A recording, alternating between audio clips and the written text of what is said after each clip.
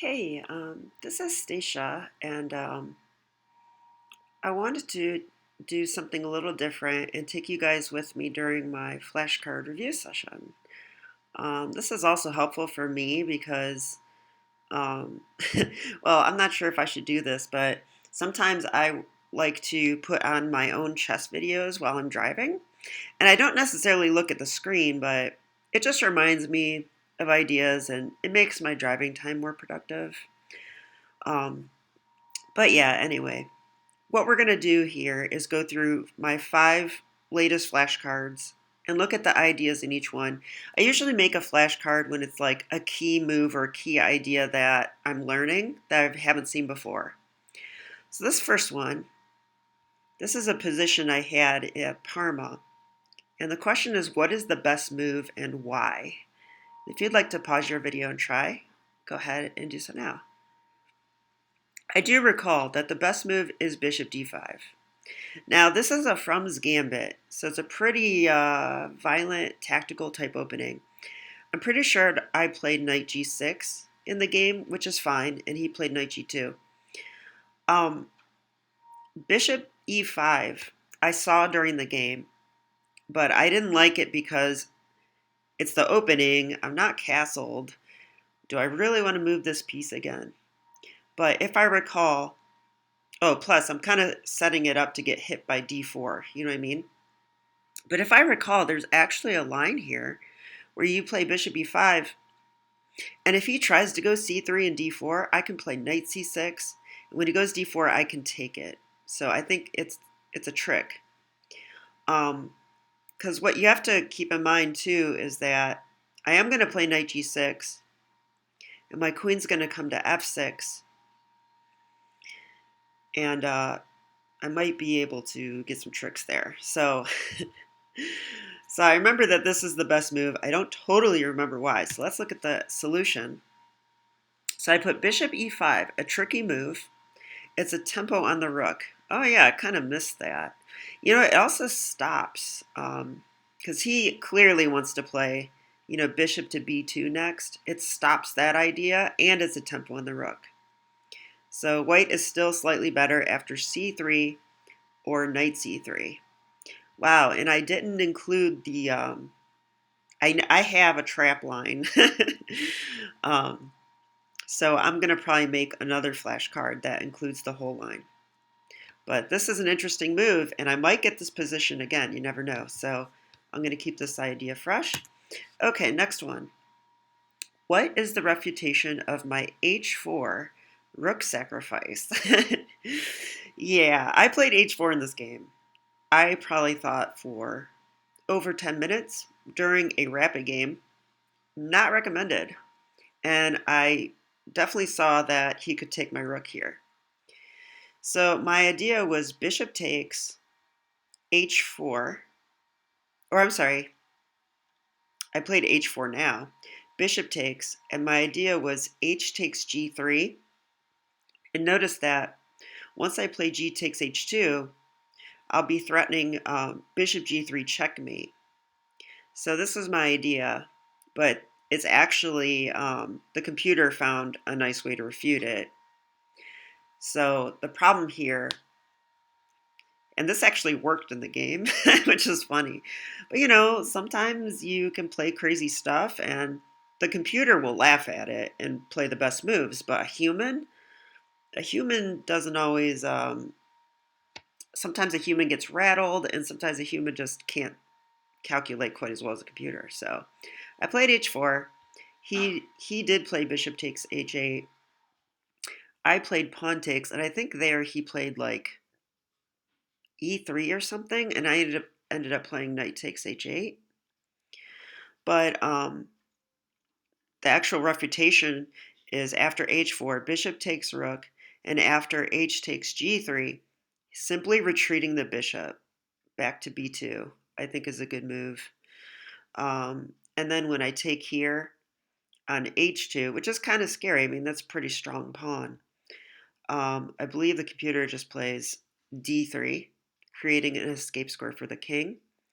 So then there is no bishop g3 checkmate, but I can still play check, king d2, and I could even play queen g5 check, but then I think he has e3. Notice the king on d2 will be supporting this pawn, even though this pawn isn't on d3 anymore. Okay, so let's look. Is this right? I believe it is. So the refutation to h4 is bishop takes h8, h takes g3, bishop e2 retreating, g takes h2, and d3. Yeah. And I note here, white saved the bishop and had time to make an escape score for the king. Now bishop e3 check, king d2, queen h5 check, and e3. So I did remember that. And the problem is, this is still a scary position. I believe I have a picture of it. Yeah, I do. This is still a scary position for white, I think. You know, the king is not going to castle ever, and these pawns might be strong. But white is up lots of material. So yeah, so I won't play that particular sacrifice again. But it's really good for me to know the actual reason why it doesn't work. Okay, flashcard number 3. Wow, what is this? Oh, okay. So this one is black to move. So I clearly didn't find the best move here. So what, during the game at least. So what would be the move here?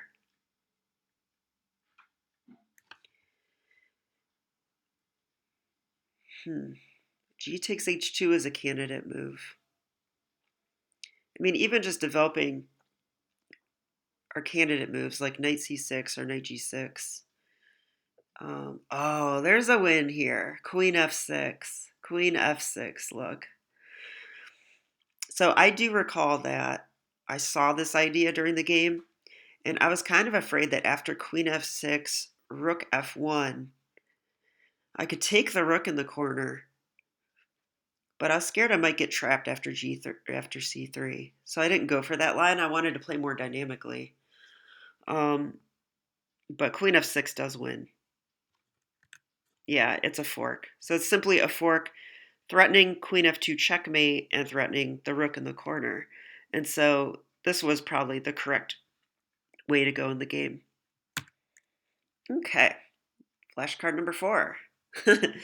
So this one is an opening card. I am changing my black pieces repertoire. And so this is something new I've learned. So what is this line called? Well, this looks like an Italian game. Oh no, it's a Spanish. The bishop's on b5. So I played the Berlin, I think, and they played c3. I think this is called the Beverwitz variation. I'm pretty sure. Yeah, and they already castled. So I think it's the Beverwitz variation. It says, what did I play my training game and what is a better move here and why?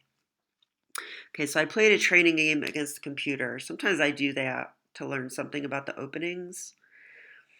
And I think here I made some kind of mistake. Oh, I played a6 in the game. And it's a bad move because I lose a pawn after bishop takes, pawn takes, knight takes e5. So a better move is probably defending the pawn. I would say d6 is probably a better move here. So let's see.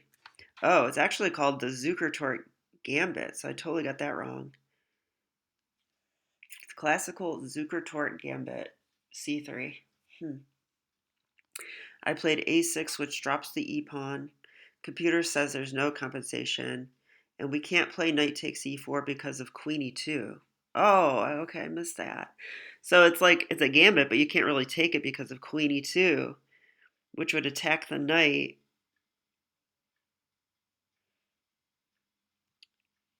And if we tried queen h4, So wait, knight takes queen e2. I have to move the knight. I can't move it? Oh, maybe not, because I'm going to drop my pawn. Yeah, it looks scary, and I don't want to play bishop e7. So let's see, knight takes queen e2. Let's say knight back. He could play knight takes e5, I think. If I take it, would be queen check, hitting the bishop. I'd have to play bishop e7. Yeah, I think that's just, I mean, I'm probably surviving there, but white's better. Clearly, the computer thinks so, at least. Okay. Oh, and I have the whole line here, so let's see. Oh, well, computer gave queen h4, so let's see. After knight takes e4, queen e2, you can play queen h4, but that looks crazy to me because white's going to play g3 and kick the queen. So, yeah, on that line, it's d4, bishop d6, and then g3. And I'll lose a piece there. So, okay. So instead, the main move is castles.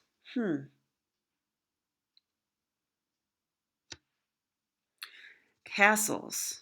So it seems like they could still take here, but I put if they do take and d takes c6, knight takes e5. Now we have knight takes e4, because if d4, in between move, bishop d6, queen e2 doesn't work because of knight f6. Yeah, and my king's no longer on e8 in that line, and I'm going to be playing rook e8 very soon. So wow, so we can, so if he tries to take the pawn, basically we're going to take it back, and it works. We just can't do it right away because of queen e2. So wow, that's kind of complicated. So I can see why I made a flashcard about that, so I can remember that. Probably going to run into positions, if not this exact position, those types of ideas I think I'm going to run into a lot in these knight c6 lines. Okay, and the last card, number 5.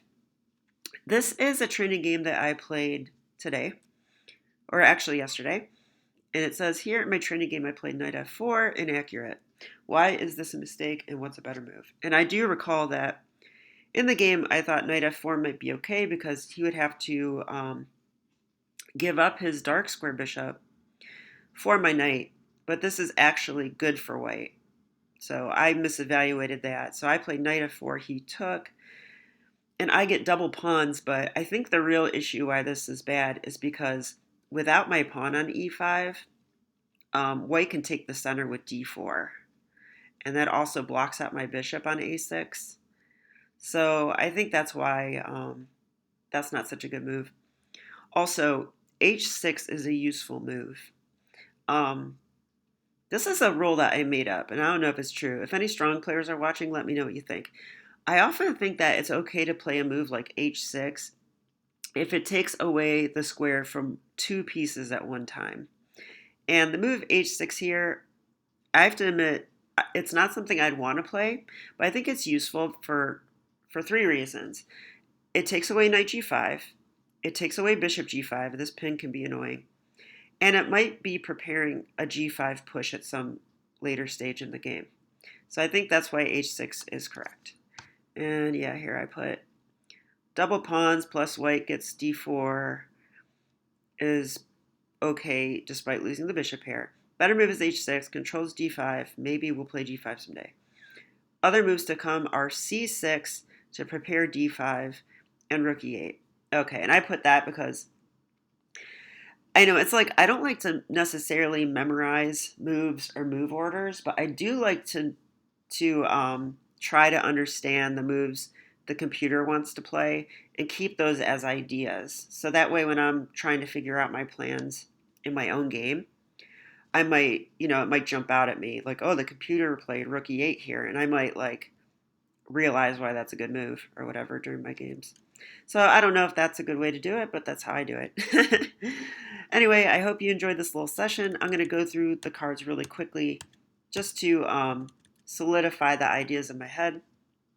So the best move here, bishop d5. It's a tempo on the rook. It stops bishop here. So it's a justification of moving the bishop again.